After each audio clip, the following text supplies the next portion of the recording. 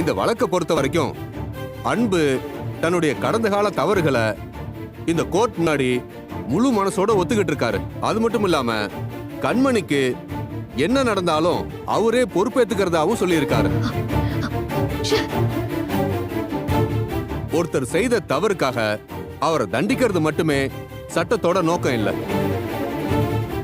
அந்த தவறை உணர்ந்து திருந்தி வாழ நினைக்கிறவங்களுக்கு அதுக்கான வாய்ப்பை கொடுக்கறதும் சட்டத்தோட கடமை தான்.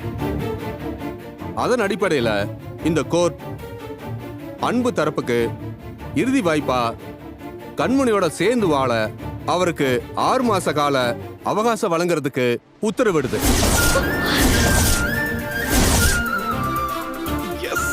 அப்பாடா.